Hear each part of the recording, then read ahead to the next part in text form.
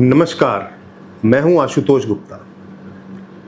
आज हम आपसे चर्चा करना चाहते हैं एक विषय पर जो बहुत ज़्यादा आजकल प्रचलित है, लोकतंत्र की हत्या। कौन इस विषय को सबसे ज़्यादा उठा रहा है? आज जो पक्ष इस विषय को सबसे ज़्यादा उठा रहा है, लोकतंत्र की हत्या, वही लोकतंत्र की हत्या सबसे ज़्यादा कर रहा है। क्या हमने कभी ऐसा सोचा है? क्या हम विचार करते हैं? आज फेक न्यूज़ हर प्रकार से हमारे सोशल मीडिया पर, हमारे फ़ोन पर, हमारे कंप्यूटर पर छाई हुई है और लोकतंत्र की हत्या सुन सुन के हमें ऐसा लगता है कि सच में जो पक्ष में बैठा है, जो सरकार में बैठा है पक्ष, वो लोकतंत्र की हत्या कर रहा है। क्या लोकतंत्र की हत्या तब नहीं होती जब कोई पक्ष ईवीएम पर सवाल उठाता है? क्या लोकतंत्र की हत्या तब नहीं होती जब चुने हुए प्रधानमंत्री को कोई 1/3 प्रधानमंत्री बुलाता है? क्या लोकतंत्र की हत्या तब नहीं होती जब कोई इस देश का नेता भारत के बाहर जाकर भारत को बचाने की अपील करता है? ऐसे बहुत से विषय शायद मेरे दिमाग में तो हैं ही, आपके दिमाग में भी रोज आते हो। पर आज हम जिस विषय के बारे में चर्चा करने आए हैं वो है एक मुख्यमंत्री, इस देश के बहुत बड़े प्रदेश की एक मुख्यमंत्री ममता बनर्जी। इससे पहले कि हम ममता बनर्जी जी की बात आपसे करें, उसका बिल्कुल विपरीत हम बात करना चाहते हैं नवीन पटनायक जी की।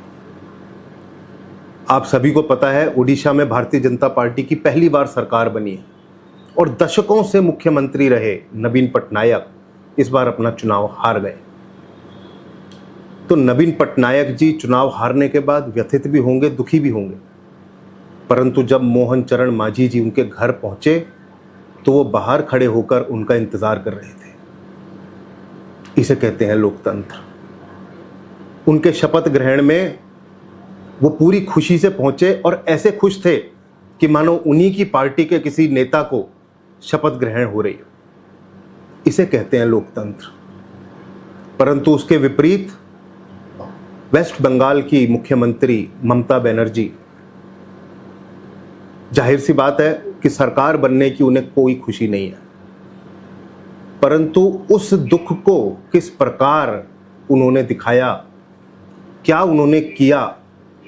लोकतंत्र का सबसे बड़ा त्योहार है चुनाव, और जब इस देश का प्रधानमंत्री उस चुनाव को जीतकर शपथ ले रहा था, उस दिन ममता बनर्जी जी ने अपने घर की सभी लाइट्स बंद कर दी, पूरे घर की सभी बत्तियां बुझा दी और उस शोक में वो भी और उनके घर के सारे कर्मचारी भी उस अंधेरे में बैठे।